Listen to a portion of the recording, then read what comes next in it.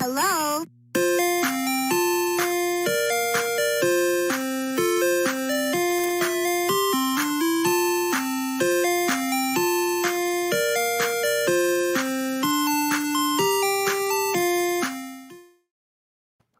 Well, hello. It is that time of the week. It is Thursday night, 8 o'clock Eastern Standard Time, which means one thing. It is time to talk about one of quite possibly the best television shows right now that you can stream, and that is The Falcon and the Winter Soldier over on Disney Plus. I am Lord Cash. I am being joined tonight by AllThatPat. Let's see, where is it? Right there. There you go. We got your nameplates on, so that way we don't confuse each other. So that being said, it is awesome to be here. I apologize personally for not having a show last week. It was episode number 5. So I know it's work. I try to be available, but sometimes things get in the way. So when you got something that doesn't pay the bills, you got to focus on the things that does. You got it. It's all about the money. So, but that being said, AllThatPat, how are you doing this evening? I'm spiffy. Ooh, we're going to go with the word spiffy tonight. I feel like, I should have what we're going to say ahead of time so I can create those videos like today's word, spiffy. Yes. Well, that is great. Well, there you have it. BitOfRits. She too has succumbed to the work life. So she is an episode or two behind, which I will personally not judge. But I will at least say this: when you get the chance, you're gonna want to watch this. The series wrapped up so beautifully, and I guess this is pretty much a good time to say that if by chance you have not watched this episode, we do highly recommend you going back and catching it because there will be spoilers talked about through this episode. So definitely you do want to make sure that if you have not seen it, go check it out. All 6 episodes are available over on Disney Plus. It started off possibly kind of slow, but it finished pretty strong. So if you haven't, spoilers ahead, so you have been warned. That being said, shall we kind of jump into what this episode was about before we kind of start talking about what we liked, we didn't like? Yeah, definitely. I mean, so it was funny because this particular episode really went with, so this part of it was just pretty much it displayed and it went with kind of what we expected from episode 1. Sam does take on the mantle of Captain America officially. Right. But it's been the journey over the past 5 episodes where we didn't know how he would officially get there, what it might look like. Because obviously, or maybe not obviously, he creates a new Captain America. Whether it be just a physical suit, it's different. And I thought that was a really cool way that they actually. I don't know, I'm all over the place, but I definitely thought it looked really cool, and I like the idea of he does tie up the storylines that were going through it while leaving one really big one wide open at the very end. But I just like how he made things as right as possible too, with some very key players as well. It ended on a very strong, uplifting note, and then it had that little bit of a that little swerve at the very end that makes you think, all right, I'm ready for a full-blown Captain America movie, starring Sam, and being able to see who his first nemesis might be. One that I didn't anticipate. Right.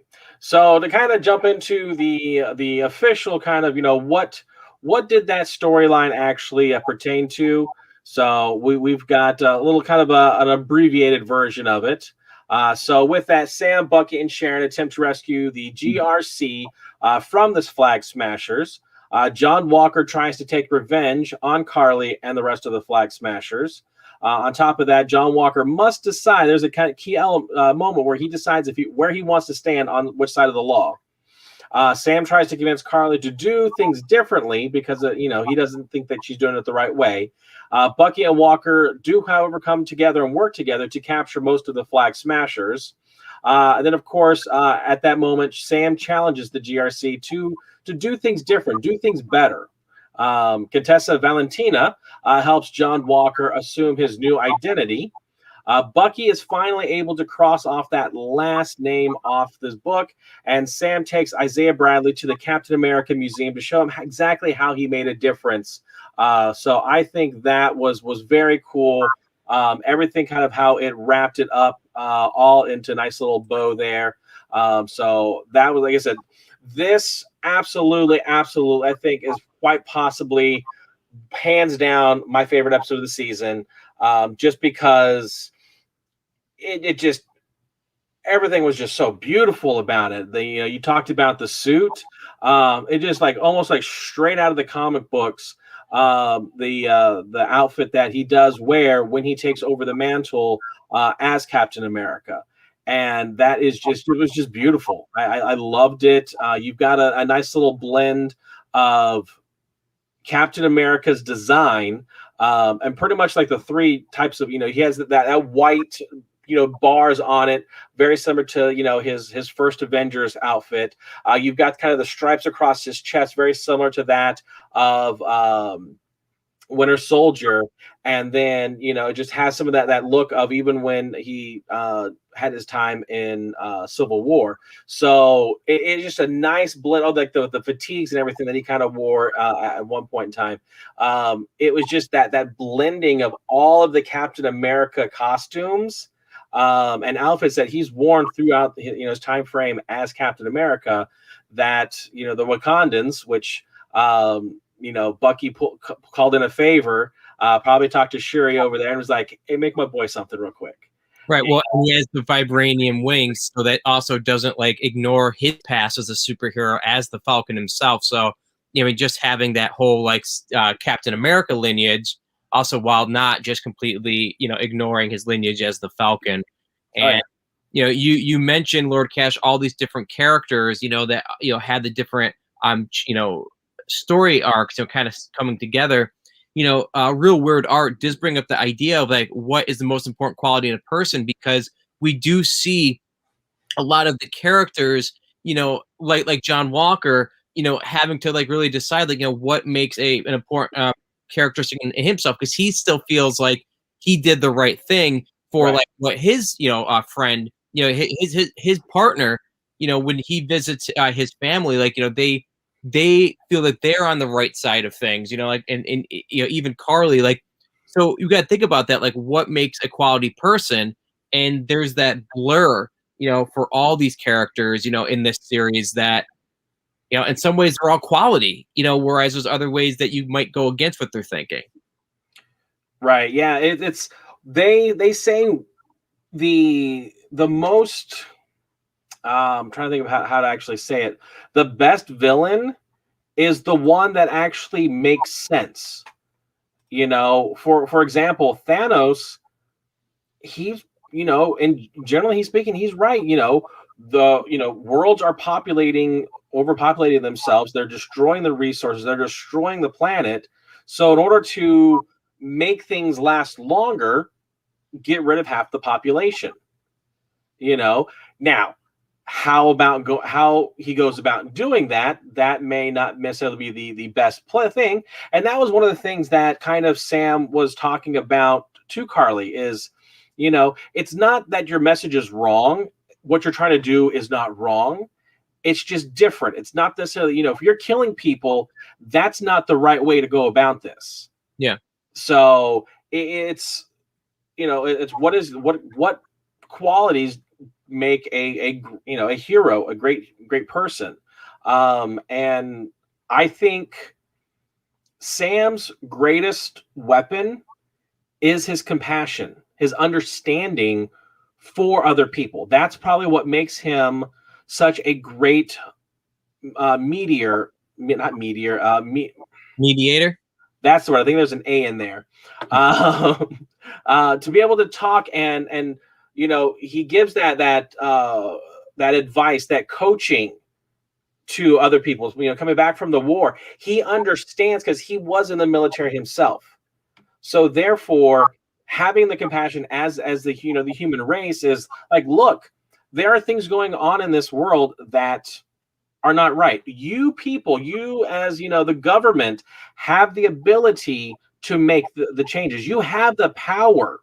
And now, for the first time ever, everyone has either been affected by the snap of essentially, and so therefore we're all under one umbrella. We're all under one type of human emotion there, because we either you were blipped, snapped away, or part of your family was, and having to deal with that and move on with your life, and then 5 years later get them all back. What exactly does that mean to the human race? So for me, I feel that, like Sam, compassion, understanding, that willingness to listen is his greatest strength, and that's what makes him such a great superhero and the best candidate for the new Captain America. Agree. And I love that speech at the very end, just the general idea of be better. That's it. And that's just bottom line is, yes, you can go do this, you can do this, but the bottom line is just do better, be better, make better choices, So yeah, but overall, like I said, this was such a great episode. The visuals in it were just so stinking gorgeous. It just there were two shots in here that were just absolutely wonderful. And I'm trying to find one of them that I can show, but there's I know one of them when he's fighting Carly, and he's able to incorporate the shield as the new weapon, but yet incorporate the wings. Oh, when he digs in. Oh my gosh, that was so, and I really wish they had a better shot of that. When I watch it and I'm playing it back in my head, like I see a full screen, but it's actually pushed in very close to him, and you don't get to see a lot of it, and it's very, very quick. But in my head, like, it is just one of the coolest imagery out there. Just like I said, it's the old weapon with the new weapon, and it was just absolutely just amazing. I love that.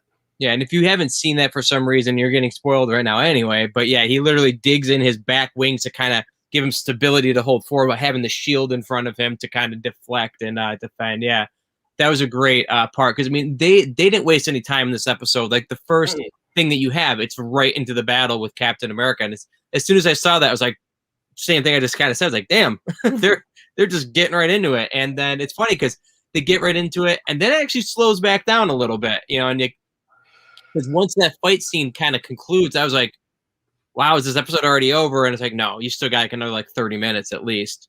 But that's where you're taking all of those storylines, those elements that you've been building up for the past 5 episodes, and finally, okay, this one's tied up, this one's tied up, this one's tied up. The fact that I mentioned that Bucky is able to finally cross off one of the final name off of the book that Steve gave him.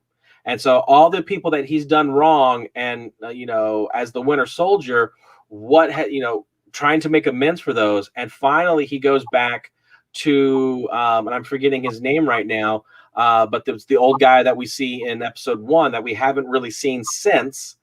It goes back and tells him, he's like, look, your son was murdered. It was done by the Winter Soldier, and that's me. Right. And I know there's part of that, conversation potentially that they don't share, they don't talk about. It's kind of implied behind closed doors. But I would just imagine that the older man is having that closure. Yes, it stinks that his son was murdered, but at least there's that closure of knowing who did it, and potentially not necessarily the why, but how it happened. Right. And you can see, like, immediately after that, because like I thought it was kind of odd that they cut right away from it, But then you do see that that man has a support network, because the woman that was also initially in the very first episode that Bucky was kind of flirting with a little bit, they seem like they're in a good place together as supports for each other, so that that the man's just not going to be dwelling in his own grief anymore. So that was kind of a nice like little touch too. So that way, that it's not going to completely devastate him as a human being. It does give him more closure than opening up the gaping wound even further. Yeah.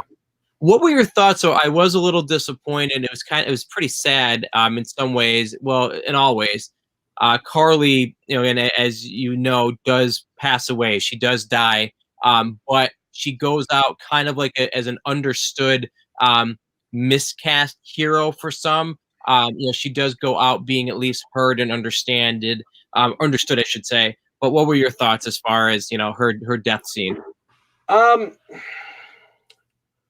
Okay, so on one point, she had to die. I feel that in order for Sam to have the proper motivation and leverage to have that speech to the senators and everything that were there, she had to die.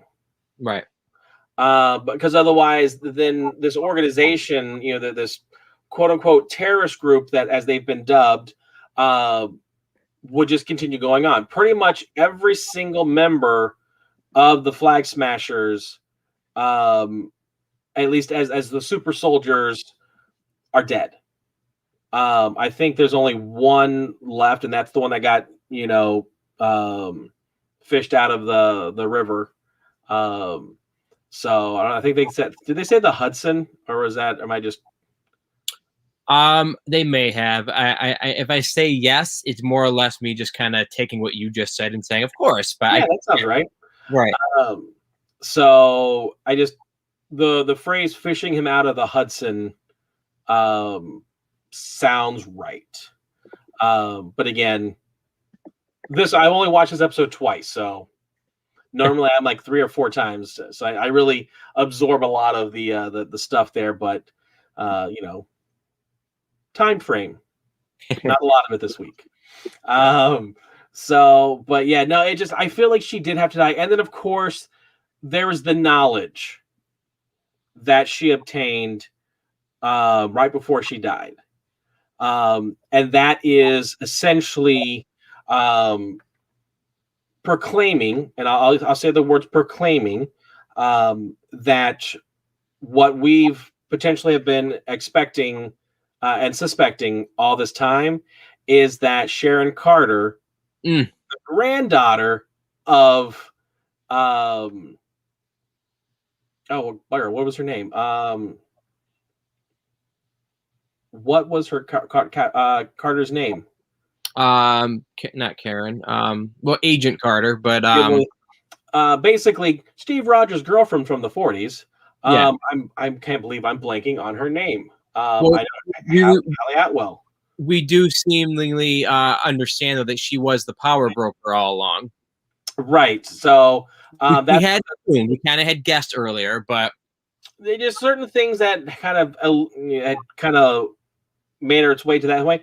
Now, to be fair, she never acknowledges that she is the power broker. But it's directly said by other characters. Right, but I'm just saying, Carly says that she's the power broker. Right. Which then Batroc says, "Oh, you're the power broker? Then I want 4 times as much money." Yeah. But again, she never actually says, "Yeah, and what of it?" Or, "Yes, I am the power broker. What are you going to do about it?" So it is implied. She does not deny it, but lawyer talk, she does not admit it. Right. Yeah. Yeah. Now, moving forward with certain aspect of it, we'll kind of jump a little bit to the post-credit scene, since we are talking about the post credit or the with Sharon Carter, she does get her full pardon. Yeah. She gets her job back with essentially. I think she's working for the CIA now because kind of Shield really doesn't exist much anymore. And so within that, now as soon as she gets out of the building, she makes a phone call and is like, "Hey, start lining up buyers. I've pretty much just been reinstated. I now am a kid in a candy store. I'm going to have all sorts of secret government weapons, just whatever. I have everything at my disposal. So therefore, shop's open." Yeah, that's that whole like that's the whole thing I was mentioning earlier, where like that very much leads to, you assuming it's going to be with a Captain America, sequel, that she's probably going to be like the main villain, and if not the main villain, she's definitely going to be, supplying that information to whoever the main villain is. Right. And because they did not say that she did not remember. They said she was, but since she did not acknowledge it, I'm wondering if they're leaving that open to shoehorn in someone if they can get a certain actor, actress from another branch of Marvel, because one of the rumors out there, and since the show is kind of done, I have no problem mentioning this, that it was rumored that Wilson Fisk, Okay. the Kingpin, was supposed to be the power broker. Okay. All right. But again, the dealings with the Netflix Daredevil series, depending on when they filmed this, may not have been up yet. Yeah, I was gonna say, does the Kingpin, like, even in the comics, like, did he ever like interact with the characters of the Falcon and Captain America? Because I knew of him with Daredevil and also Spider-Man. I mean, he was all over the place, just being from New York.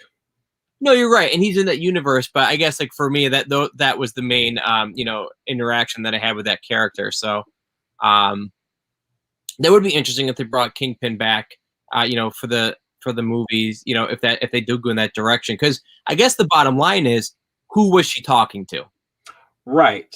So she was talking to somebody else that was either buying stuff from her or that she was just having to report to. So she may not have been the power broker, kind of like what you might be alluding to. Yeah, that's completely possible. Like, I'd be curious how that plays out. And there's, from what you understand, though, there's no actual movie officially in the works, correct? Captain America 4 has been greenlit, but it's not being filmed yet. No, like literally, they were like, "Hey, can we do Captain America 4? Yeah, go ahead. All right, awesome. We're going to start doing it." The same guy who wrote this series is going to be writing the script for Captain America 4, and it is supposed to hypothetically follow Sam Wilson's path as Captain America.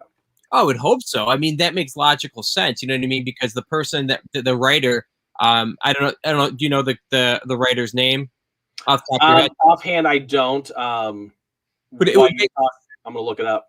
Yeah, it would make total sense, though. Whoever's got who's at the helm, for this particular movie or this show, continues with that, because otherwise, we do see that in movies sometimes, in series, where somebody else takes full control, and they don't always connect. Whereas in this case, keep the same people in charge. You know what I mean, and writing it, because it'll make that smooth connection for sure.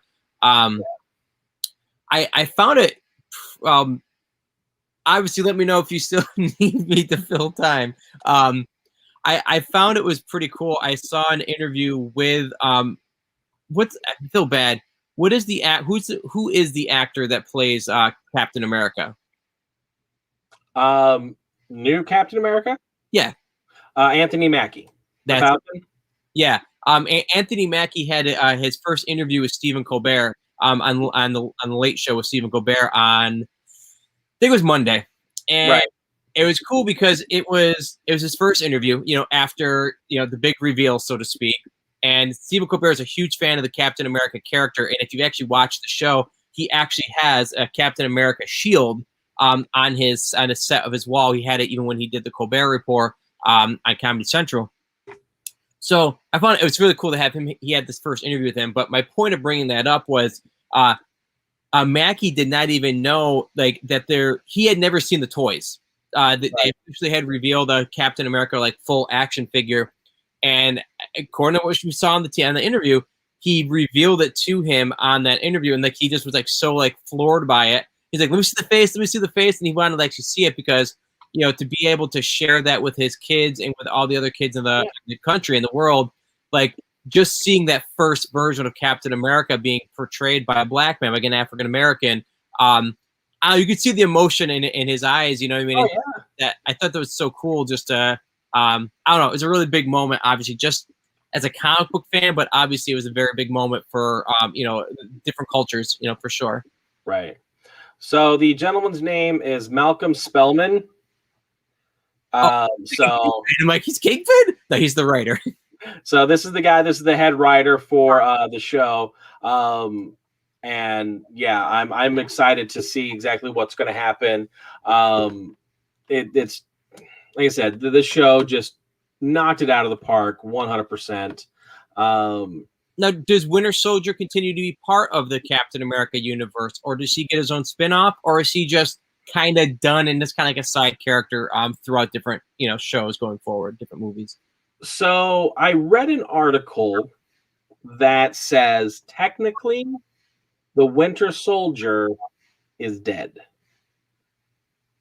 Just as a character, though, not as the actual person in a sense. The moniker, the name Winter Soldier was a character that was created by, the Russians, the Hydra organization to carry out their, stuff.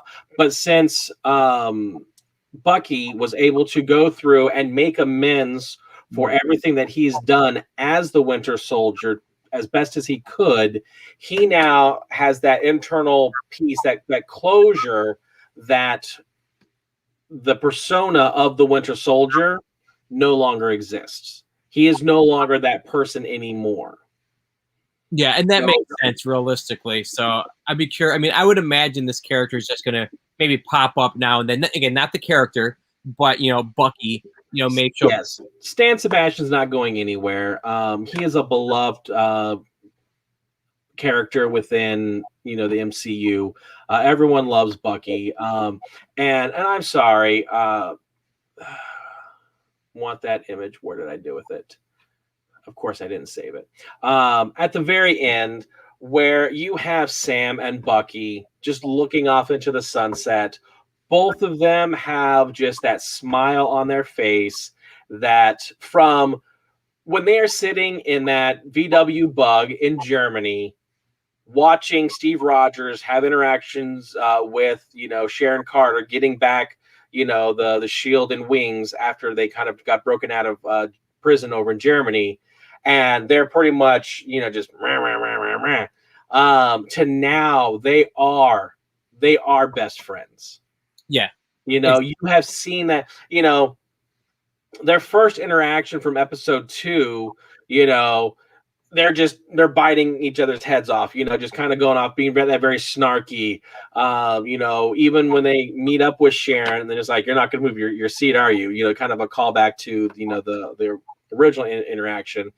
When they're training in episode 5, so we're going to go and we're going to take care of this stuff, but we're going to be co-workers. We're not friends. We're not buddies. We're not pals. And then we're going to go separately, take our own vacations, and just be done with it. And now you've got, James coming back to essentially stay right now with Sam and his family.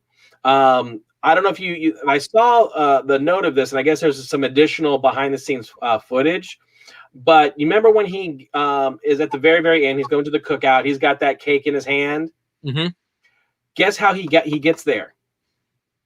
He drives Sam's truck. Okay.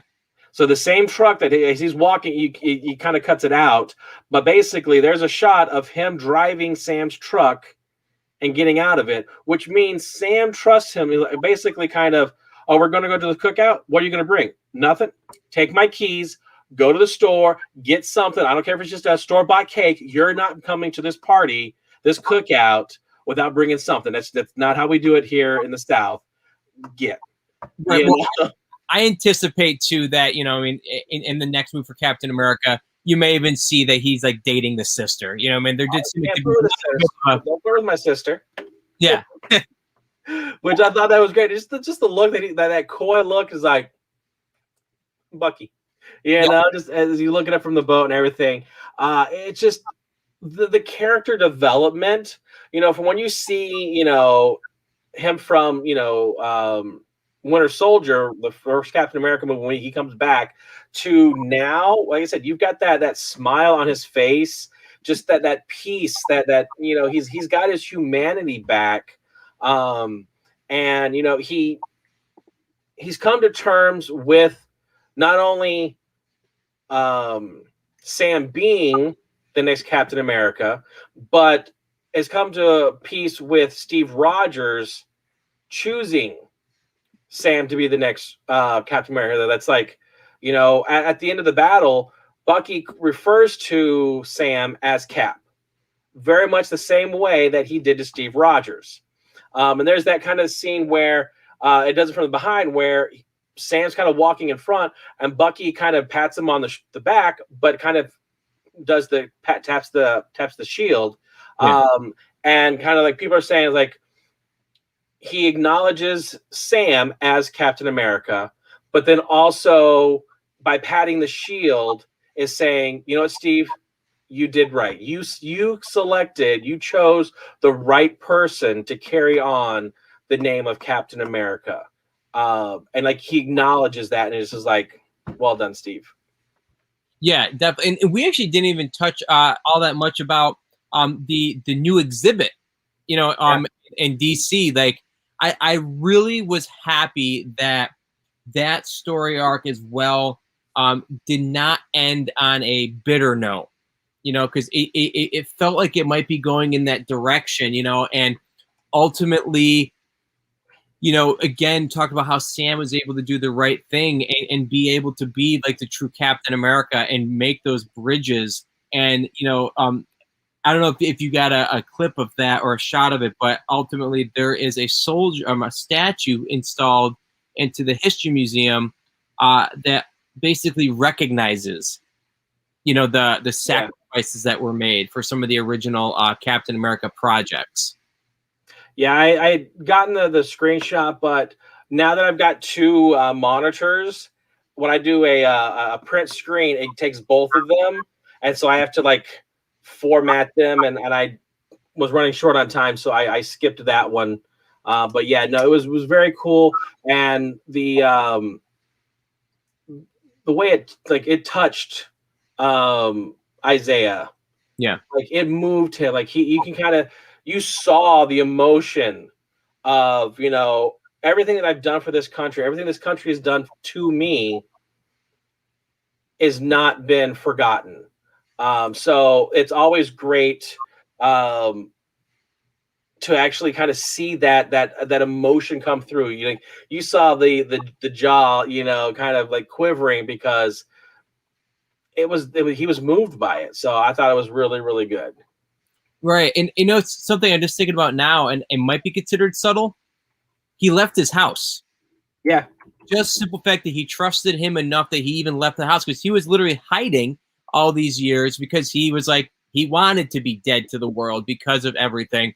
So just the fact that he left the house, he got in the truck with them, and he went to DC. I mean, I can't imagine that in a sense as a person in real life. You know, if you had been secluded from the world for the better part of 30, 40 years, you know what I mean? So that shows that level of trust, and Sam showing that appreciation. I mean, I just think that Sam was such a stand-up character, something that we all hope to be. And I know we're talking about a comic book character, but we get invested in these, you know, imaginary people because it's something that we hopefully want to be ourselves, not just with muscles and not just because we can fly, but because we can strive to be those type of people ourselves. Yeah, you know, it's those traits. You know, superhero is just not muscles. Superheroes, all sorts of, you know, like I said, compassion, understanding, just as a human being. You know, it's just really cool. I love the, like, even himself. Like, you know, I'm talking about, you know, Bucky had a great story arc, character development, but Sam did as well. He was always there. He was always trying to do the right thing. So it was just really, really cool to see that as well. Now, were there things that, like, I feel like there's just so much to take in this episode because of the character development, but we always show, like, we always learn from you, Lord Cash. Like, it's like we always have our baskets wide open for those Easter eggs, and I have my notebook and my pen and pencil to take down all these notes because I feel like I'm going to school. What were some of the things that may not have stood out as obviously to the viewers that we should have noticed? So there wasn't like a ton of them. There are like a lot of like callbacks and things of that nature. So, but we'll go ahead and kind of dive into those MCU Easter eggs. So we'll kind of talk about some of those. As possible, like I said, they're callbacks, references to other things within the comic books, and possibly setting up for things in the future. So one of the things that we have here, and I want to make sure I have the secondary one. I don't think I've loaded it up into my grid here. Excuse me. So right off the bat, we see Sharon kind of coming to town, and basically we have the encounter where she looks like she's got something on her face. Basically, it's kind of a mask. They use it a lot in Agents of S.H.I.E.L.D. With you've got Agent Coulson over there. But the first time we really kind of get to see that is in Civil War, where Black Widow actually utilizes it. And I had a screenshot of that to kind of show where it is, but now I have simply lost it. The image, not, well, yeah, I guess that would be probably as well. So yeah, I guess I saved it and I can't find it or something. I don't know. But regardless, so we do see, like I said, Black Widow using that, kind of taking it off her face. And that was kind of cool. We kind of reference back to that technology that they had.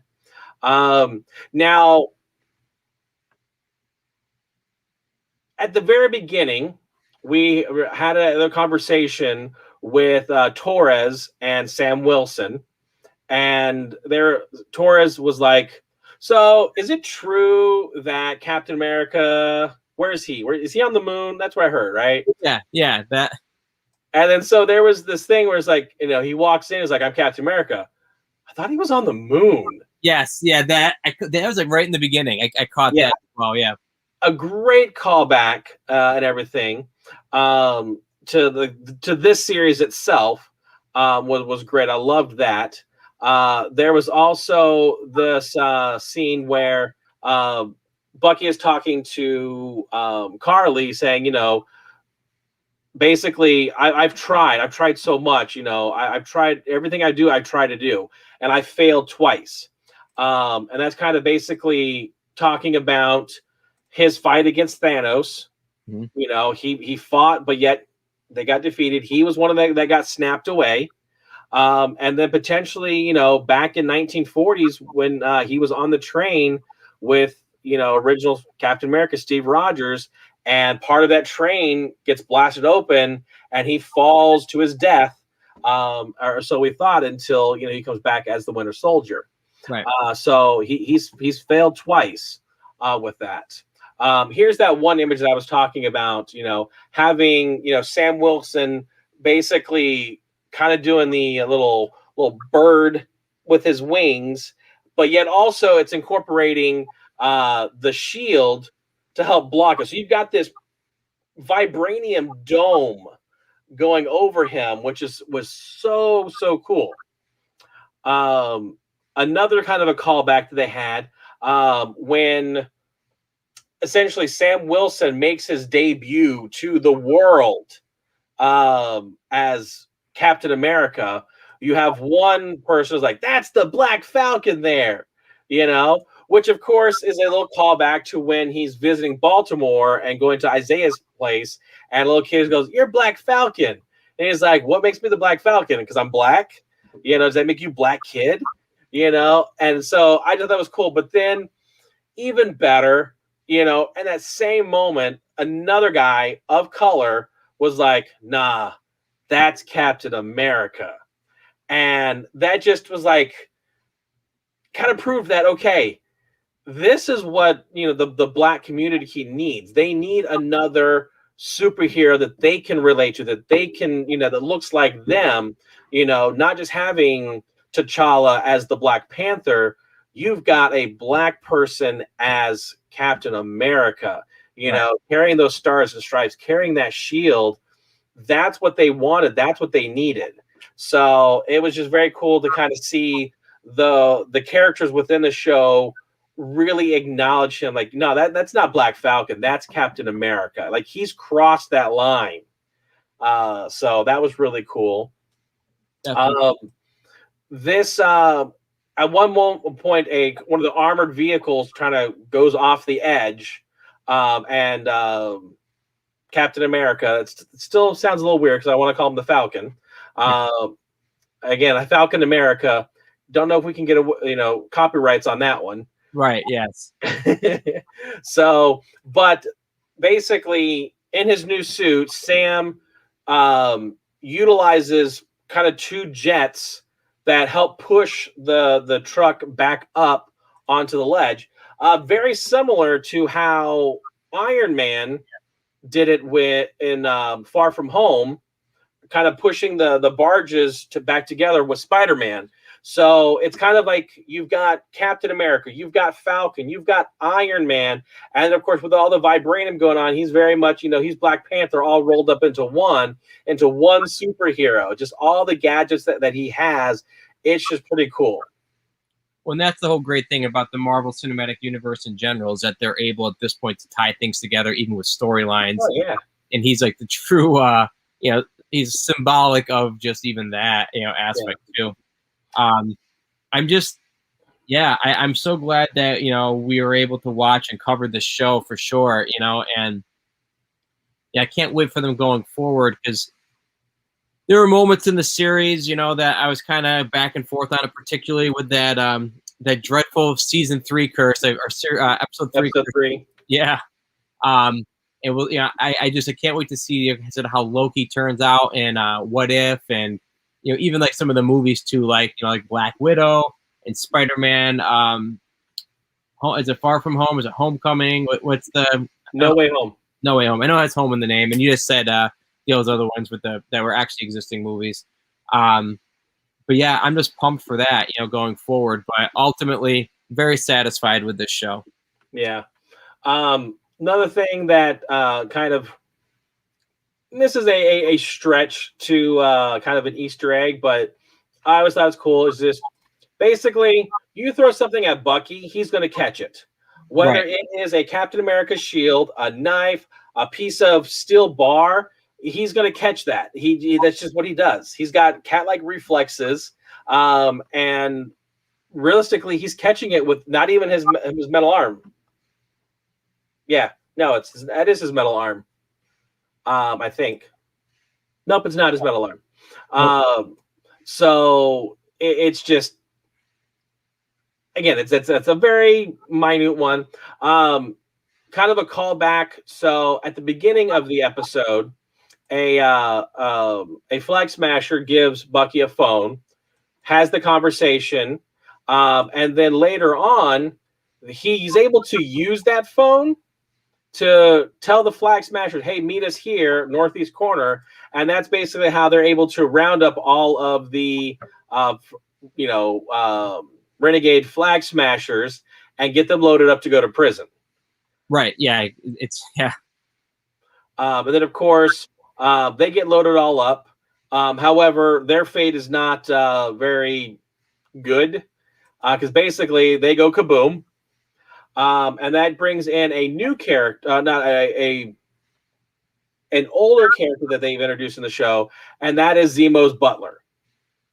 Oh. So basically, he's up on the corner watching them, and as soon as they get to the part, like, bink, and just the little transport vehicle blows up.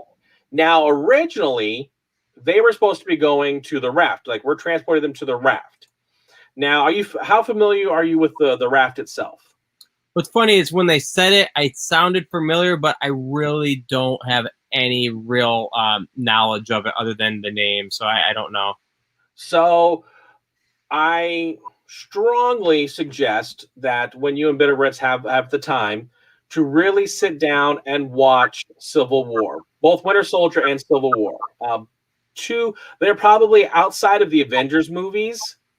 These are probably the highest rated MCU films out there. Is Civil War and like I said, Winter Soldier. Two Captain America movies that are just absolutely fantastic. Yeah, I saw them in the theater, but I definitely have to see them again because it's very foggy right now. So essentially, you get to see a clip of them in the show. Basically, the raft is the maximum security prison. But basically, in Civil War, basically whoever broke the Sokovia Accords went there in prison. So basically, you had Clint, Hawkeye was there. You had Ant-Man was in there. You had Wanda was in there. All of these people that basically, like I said, had gone against the government. That's where they went. That's kind of a maximum security prison, so that way they can help keep them in line and everything. So is that where Ant-Man ultimately gets to hide to avoid the blip? No. So for that one, you have to find out. You have to watch Ant-Man and the Wasp, and it's the post-credit scene. Gotcha. Basically, he gets trapped in the quantum realm. That's what it was. Yeah. Okay. But basically, you have Zemo in the raft. He's in one of the cells, which, of course, looking at that, very similar to what Paul Rudd character is wearing in Civil War. That's essentially the raft attire. That kind of blue jumpsuit that they're in. Mm-hmm. Now, this is where we talk speculation of possible things that are supposed to be happening, because there is supposed to be a new series rolled out. And based on who is in charge of the raft, which is none other than Thunderbolt Ross, who is the father of Bruce Banner's girlfriend, Betty Ross, not Betsy Ross, because that's that's George Washington's flag maker. Yeah. Betty Ross, that's his daughter, and basically they have another superhero team, so to speak, called the Thunderbolts. Right. And so now you've got Zemo, who's supposedly in several incarnation is actually the ringleader of the Thunderbolts. Mm-hmm. So he's right there with them, and so therefore kind of figuring out if they're going to go down that route. Gotcha. I believe they have announced that Thunderbolts is supposed to be a new series further on down for Disney Plus. So we'll see how that plays out. On top of that, we've talked about Eli Bradley, Isaiah's grandson. Mm-hmm. Basically, as they're all talking, in the backyard, Eli is right there at hearing kind of, his grandfather and Sam have that conversation about being a superhero, and I thought one of the things, amusing is, Isaiah's like, Malcolm, no, Mandela, or, stuff like that, or, King, you're none of those, which of course, three of the prolific, black activists out there moving, black people's rights. So hearing all that information, I think I've said it before, but Eli has a superhero where he's known as the Patriot. Mm-hmm. And he's part of the Young Avengers. So him, basically Wanda's two boys are supposed to be part of this. So, providing we actually do get them back into the MCU, you've got Kamala Khan as Miss Marvel. Yeah. There's a female version of Captain America, which I believe they're supposed to be introducing in an upcoming. You've got what is her name? Hawkeye's daughter. I'm not sure. I was actually, just because you mentioned her, like, did you actually ever get it might be up on a tangent, but I mentioned Kamala Khan. Did you actually ever play the Avengers video game? Did you do play as her as one of the predominant characters in the beginning? Right. I played through a portion of it. I believe I've unlocked the Black Widow character, and I'm on one of the helicarriers. Gotcha. Yeah, I'm almost done with it. I'm right near the very end, and then I kind of got sidetracked with every other possible game that's out there. Right. So yeah, I know. I'm watching her and various other animated stuff. That's kind of where I get a lot of my data from. Mm-hmm. I'm excited. I'm super excited for. Again, it's kind of going off of that. People who have a black skin color, that darker skin color, they now have, with Black Panther, with Falcon, Captain America, they have people of color to look up to. Well, now you've got Kamala Khan, who's Middle Eastern. You've got a whole new branch of people that are going to be able to associate with that character. Right. It's amazing. As a white male, I've had several. As a geek guy, I've had several. Like Peter Parker's who I associate with, because he was that nerdy geeky guy in high school, which was this guy right here. Right. So I associated very much with Peter Parker. That's why Spider-Man is one of my is pretty much my top favorite Marvel character. So being someone of color, of a different nationality, it gives them someone to gravitate towards. And I just think that's amazing that they're taking these chances with these characters and in giving them people to look up to. One other person that we kind of didn't talk about is we met her in last week's episode, and that was Contessa Valentina Allegra de Fontaine. We don't know much about this chick. I know that she doesn't dance very well and says "get out" a lot. Correct. Yeah, I was thrown off when I first saw her last week. I'm like, wait, that's Julia Louis-Dreyfus. It's Elaine. Now, in the perfect world, in an alternate universe where this pandemic never happened, we would have been introduced to her character last year when Black Widow would have come out last May. Okay, so she's going to be in that movie? That's what I've heard. Okay. And I believe if I were to look her up through IMDb, that I believe she's on that as well. So having that character established, I don't know exactly what time frame Black Widow is supposed to take place. It's before Black Widow dies. But it's... Wait. It just kind of went over my head. What?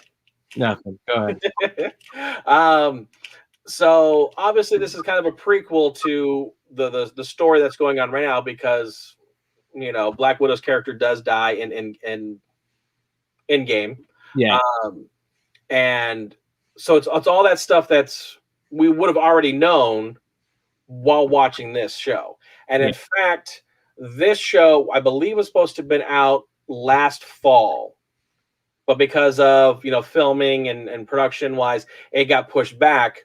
We were supposed to have gotten this before WandaVision, but again, things happened and that just didn't work out that way. But basically, Val, but don't call her that, has taken a liking to one John Walker. We see him in his new duds, which is pretty much just straight out of the comic book. So he's now known as U.S. Agent. Well, and that was the toy that I was mentioning at the very beginning of our series. Was that I had an old action figure that was the U.S. Agent. So yeah, so it's just everything about this was just really cool. I just love how they have taken the comic book realism and actually made it happen. Whether it is in a goofy way for WandaVision or just making those, that Falcon's outfit as Captain America, the U.S. Agent, it's just straight out of the comic books, which is so cool. Yeah. That even I heard in Hawkeye's series that they're supposed to be doing a comic book realistic episode for him. Yeah. So, and then of course our honorable mention, because what would a Marvel series be without our guest of honor? And that is the WHIH News Network, which again is featured all throughout, the MCU, and it's just very cool. And then I absolutely, not an Easter egg or anything, but this is one of those other shots that I just thought was so beautifully done. And now that we've kind of talked about everything else, that shot when he just descends, holding Carly's body, and it was very angelic, was just amazing. Like I just saw that, I just went, ooh. It was just so cool. But other than that, that kind of wraps up our Easter eggs. If there's stuff that I forgot, feel free to leave a comment down below. I try to cover some of like the bigger ones of a lot of the ones that are possibly speculating, this or that. I try not to go into some of those.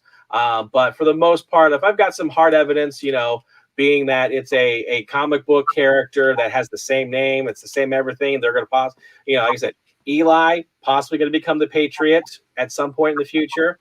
So I'll mention some of those. But other than that, yeah, great series.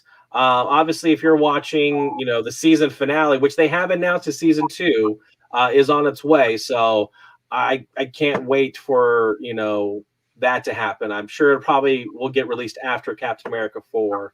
And if they are going to dub it as, Captain America and the Winter Soldier, or if they've already alluded to Winter Soldier's kind of that persona is not there anymore. So maybe it might Captain America and Bucky friends. Yeah. So, but anything else you kind of want to add? No, just kind of like, as we wrap up, we just want to like make sure everybody, as you watch, we do appreciate that. It said if you can like and share and subscribe, whatever the platform you're watching us on, YouTube, Twitch, or Facebook, it's very, very much appreciated, from us, as far as you do that. Now we do have a bunch of different shows, that we have on our lineup, including the one you're watching right now, which is I Stream, You Stream. If you guys have a suggestion as something you might want to see us covered, whether it be a standalone movie or a series, we do have a couple things coming up, including different Marvel Cinematic Universe ones, but also we were talking about doing like a throwback show for Roger Rabbit, maybe even like the new Mortal Kombat on HBO. A couple different ones we kind of have coming down the pipeline. Tomorrow, we're going to have the next episode of Funko Royalty with Lord Cash. Saturday, we've got Mail Call Mail Time, which we're going to be taking a look at one of the Dinosaur Dracula fun packs, in addition to some wearables. Think Geek loot wearables, right? Yes. Call the Wild. We take a look at different things that we picked up in the wild, like like I said, maybe at a garage sale, maybe at a local store, maybe on the side of the road. Crazy Car Collecting is on Mondays, where we take a look at different vintage playing cards, or even ones that are current for the day. Slam Nation Wrestling is hopefully kind of self-explanatory, but Lord Cash and I cover the world of professional wrestling, especially looking at Monday Night Raw and SmackDown and pay-per-views from the WWE brand. Yesterday, you got to see the Game Room. Last night, we did it was a full-blown review of the Cobra Kai video game. Now, as far as tomorrow, Funko Royalty, Lord Cash, do you have anything particularly in mind for the people? If it is able to happen, which it should, but schedule permitting, I've picked up a couple of the exclusives from Walmart. So that is the goal to do that for tomorrow night. So I've got there's not a lot of them, but I've got a couple of them that I feel like I want to share. So that's going to be cool to be able to see that. And as you guys are watching, one of the great things about the New York Nerd Show is that, if you're ever having you need a fix of the New York Nerd Show, which hopefully we all do, right?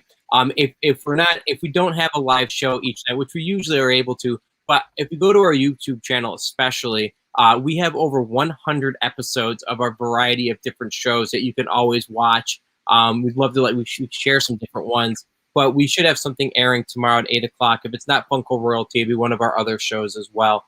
We have a lot of different new content throughout the different quote universe of the New York Nerd Show.